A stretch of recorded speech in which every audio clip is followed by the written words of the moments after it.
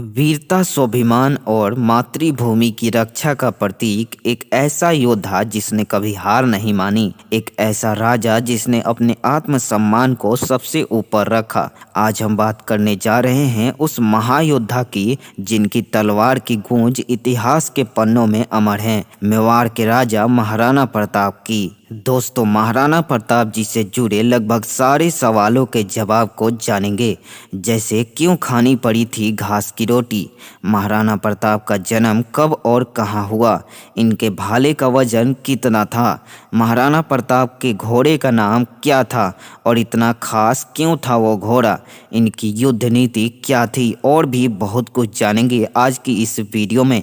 तो बने रहिए वीडियो के अंत तक।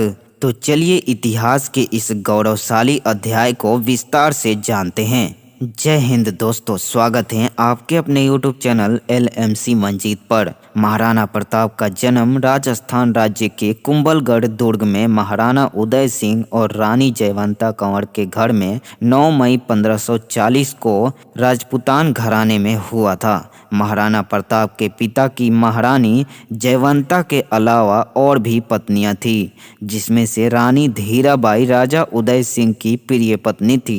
रानी धीराबाई की यह इच्छा थी कि उनका पुत्र जगमाल महाराजा उदय सिंह का उत्तराधिकारी बने। महाराणा उदय सिंह के महाराणा प्रताप और जगमाल के अलावा अन्य 2 पुत्र शक्ति सिंह और सागर सिंह भी थे। इन दोनों के मन में भी राणा उदय सिंह के बाद राजगद्दी संभालने की प्रबल इच्छा थी, परंतु प्रजा और राणा उदय सिंह जी ने प्रताप को ही अपना उत्तराधिकारी माना था। इसी कारण यह तीनों भाई महाराणा प्रताप से अत्यंत घृणा करते थे। महाराणा प्रताप बचपन में ही पराक्रम दिखाना शुरू कर दिया। बचपन में सभी लोग शूरवीर महाराणा प्रताप को कीका नाम से पुकारते थे। शूरवीर महाराणा प्रताप बचपन से ही परम प्रतापी, शूरवीर, साहसी, स्वाभिमानी और स्वतंत्रता प्रिय थे। महाराणा प्रताप अपने पिता के द्वारा ढाल और तलवार चलाने का प्रशिक्षण भी प्राप्त किया जाता था, क्योंकि उनके पिता महाराणा प्रताप को एक कुशल योद्धा बनाना चाहते थे। महाराणा प्रताप जब भी अपने बचपन में बच्चों के साथ घूमने के लिए जाते थे तो वह बात ही बात में अपना एक दल तैयार कर लेते थे और अपने दल के बच्चों के साथ वे ढाल और तलवार चलाने की शिक्षा का अभ्यास करते थे। महाराणा प्रताप अपने इसी दल टुकड़ियों के साथ तलवार और ढाल चलाने के खेल के माध्यम से ही इस कला में बहुत ही पारंगत हो गए और महाराणा प्रताप को इस कला में हराना किसी के बस की बात नहीं रही। महाराणा प्रताप अपने प्रण के लिए बहुत ही कर्तव्यनिष्ठ थे और उन्होंने अपने पिता की अंतिम इच्छा के अनुसार उन्होंने अपने सौतेले भाई जगमाल को राजा बनाने का निश्चय किया। परंतु मेवाड़ के विश्वास पात्र राजपुरोहित ने जगमाल के विषय में ऐसा बताया कि यदि जगमाल को मेवाड़ का सिंहासन दे दिया जाता है तो यह मेवाड़ वासियों के लिए विनाशकारी साबित हो सकता है, और इसी के साथ जगमाल को राजगद्दी छोड़ने के लिए बाधित कर दिया गया। जगमाल राजगद्दी छोड़ने के लिए इच्छुक नहीं थे। जब उनसे राजगद्दी छुड़ा ली गई तब हुए गुस्से में अकबर की सेना के साथ मिल गए और उन्होंने मेवाड़ की सारी जानकारी अकबर को बता दी। इसके बदले में जगमाल को जहाजपुर की जागीर जलालुद्दीन अकबर के द्वारा भेंट स्वरूप दे दी गई। महाराणा प्रताप के लगभग 11 पत्नियां थीं, जिसमें पहली पत्नी का नाम महारानी अजबदे पंवार था, जिनसे अमर सिंह और भगवान दास का जन्म हुआ था। महाराणा प्रताप बहुत से युद्ध में हिस्सा लिया और उन युद्धों को बड़ी ही सफलतापूर्वक विजय प्राप्त कर ली। ऐसे में क्या आप जानते हैं महाराणा प्रताप अपने युद्धों में किन युद्ध नीतियों का प्रयोग करते थे? अगर नहीं तो चलिए जानते हैं। महाराणा प्रताप की युद्ध नीति में सबसे ऊपर उनकी किसी भी अधीनता के विरुद्ध हार नहीं मानना आता है। महाराणा प्रताप का कहना था कि आप किसी भी युद्ध को लड़ने जाएं तो उसमें सबसे महत्वपूर्ण बात यह होती है कि आप स्वयं पर आत्मविश्वास रखें। आपको किसी भी युद्ध में हिस्सा लेने से पहले उस युद्ध के संबंध में कुछ अवश्य पढ़ कर लेनी चाहिए। आपको किसी भी युद्ध में जीत हासिल करने के लिए कुशल एवं निपुण सैनिक और सेनानायक की आवश्यकता होगी। महाराणा प्रताप 81 किलो का भाला, 72 किलो का कवच ढाल और 2 तलवारें लेकर युद्ध में उतरते थे। इन सब का वजन मिलाकर करीब 200 किलो से ज्यादा होता था। सोशल मीडिया पर कई तरह के गलत दावे किए जाते रहे हैं, लेकिन यह जानकारी सही नहीं है। उदयपुर म्यूजियम के मुताबिक महाराणा प्रताप की तलवार का वजन 1 किलो 799 ग्राम था। वहीं उनके सभी निजी हथियारों का कुल वजन 34 किलो 618 ग्राम था, जिसमें उनके भाले का वजन करीब 17 किलो था और महाराणा प्रताप का कद 5 फुट 8 इंच से 5 फुट 10 इंच के बीच था। जिस समय महाराणा प्रताप राजा बने थे उस समय मेवाड़ राज्य बड़ा ही शक्तिहीन राज्य था। 1572 तक जलालुद्दीन अकबर ने मेवाड़ राज्य को उत्तर पूर्व और पश्चिम मुगल प्रदेशों से पूर्णतः घेर चुका था। अकबर महाराणा प्रताप पर आर्थिक, सैनिक, राजनीतिक इत्यादि प्रकार के दबाव डालकर युद्ध किए बिना ही मेवाड़ राज्य को हथियाना चाहता था। जैसा कि हमने आपको बताया, महाराणा प्रताप का सौतेला भाई जगमाल जलालुद्दीन अकबर का जागीर पाकर के उसका गुलाम बन चुका था। अब केवल महाराणा प्रताप के पास मेवाड़ राज्य का संकुचित पर्वतीय क्षेत्र ही बचा हुआ था। इस पर्वतीय क्षेत्र की लंबाई लगभग 30 किलोमीटर और लगभग इतनी ही उसकी चौड़ाई भी थी। वर्ष 1576 में जून माह को मान सिंह के नेतृत्व में अकबर ने अपनी एक संघ सेना की टुकड़ी भेजी, परंतु महाराणा प्रताप ने हल्दी घाटी की सुरक्षा के लिए पूर्णतः मोर्चाबंदी कर दी थी। हल्दी घाटी के समान रंगवाली के अत्यंत ही संकीर्ण पहाड़ी भूमि में महाराणा प्रताप की सेना और अकबर की सशस्त्र सेना आ पहुंची। मुगल राजवंश के सेनापति मान सिंह की सेना में लगभग 80,000 सैनिक थे। इसके विपरीत महाराणा प्रताप के अधीन लगभग 20,000 सैनिक ही थे। मुगल वंश और राणा प्रताप के मध्य यह भीषण युद्ध लगभग 3 घंटों तक चला। इस युद्ध में महाराणा प्रताप का प्रिय घोड़ा चेतक मारा गया। हल्दी घाटी के युद्ध में सेना की भारी क्षति हुई और इसी के साथ साथ महाराणा प्रताप की सेना के लगभग 500 सैनिक दिव्यांगत हो गए। महाराणा प्रताप के सेना के साथ साथ ग्वालियर के राजा राम शाह और उनके 3 पुत्र जयमाल राठौर, राम सिंह, वीरभल्ला सिंह, यह चारों लोग इस युद्ध में वीरतापूर्वक लड़ाई करते हुए वीरगति को प्राप्त हो गए। इस युद्ध में महाराणा प्रताप को ना ही बंदी बनाया जा सका और ना ही मारा जा सका। इसके बाद वर्ष 1577 ईस्वी में अकबर ने अपनी एक विशाल सेना की टुकड़ी भेज करके महाराणा प्रताप को बंदी बनाने का कठोर प्रयत्न किया।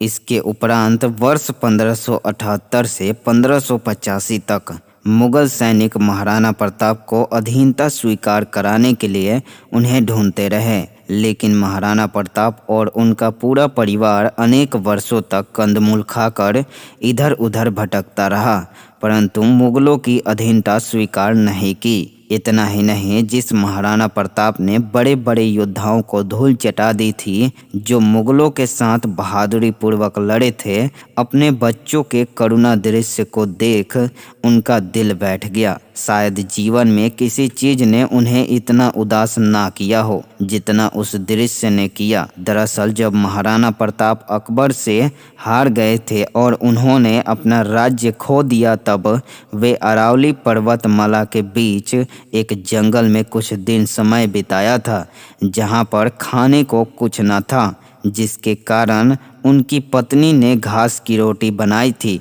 रोटी के आधे टुकड़े को अपने बच्चे को खाने के लिए दिया और बाकी रोटी दूसरे दिन के लिए बचा कर रखा। एक बार राणा उदय सिंह ने बचपन में प्रताप को राजमहल में बुलाकर 2 घोड़े में से एक का चयन करने को कहा। एक घोड़ा सफेद था और दूसरा नीला। जैसे ही प्रताप ने कुछ कहा उसके पहले ही उनके भाई शक्ति सिंह ने उदय सिंह से कहा उसे भी घोड़ा चाहिए। शक्ति सिंह शुरू से ही अपने भाई से घृणा करते थे। महाराणा प्रताप को नीला अफगानी घोड़ा पसंद था, लेकिन वो सफेद घोड़े की तरफ बढ़ते हैं और उसकी तारीफों के पुल बांधते जाते हैं। उन्हें बढ़ता देख शक्ति सिंह तेजी से सफेद घोड़े की तरफ जाकर उसकी सवारी कर लेते हैं। उनकी शीघ्रता देख राणा उदय सिंह शक्ति सिंह को सफेद घोड़ा दे देते हैं और नीला घोड़ा प्रताप को मिल जाता है।